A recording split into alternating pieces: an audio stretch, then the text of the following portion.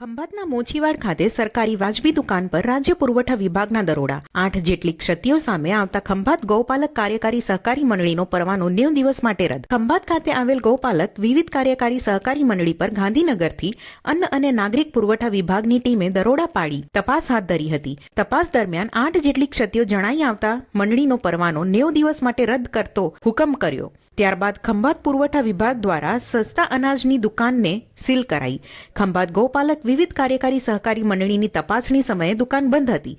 જાણ કરી બોલાવ્યા ત્યારે આવેલ દુકાનદાર દ્વારા નિયમિત દુકાન ખોલવામાં આવતી નથી. રેશન કાર્ડ ધારકોના નિવેદન તેમજ પૂછતા અનાજ વિતરણની પાકી કૂપન આપવામાં આવતી નથી. ફક્ત અંગૂઠા પડાવી અનાજ આપવામાં આવે છે. આ બાબતે સેક્રેટરીએ મંડળીમાં પ્રિન્ટરની વ્યવસ્થા નથી તેમ જણાવેલ. દુકાનદારે સ્ટોક પત્ર, તોલમાપનું પ્રમાણપત્ર, વેચાણ રજીસ્ટર તેમજ વિતરણ અંગે કોઈ પણ રેકોર્ડ નિભાવેલ ન હતા. અનાજના જથ્થાની યોગ્ય જાળવણી કરવામાં આવતી ન હોવા સાથે સ્વચ્છતાનો સદંતર અભાવ. દર માસે ચલણના નાણાં નિયમિત ભરવામાં આવતા ન હતા. જથ્થામાં મોટા પ્રમાણમાં ઘટ જોવા મળી.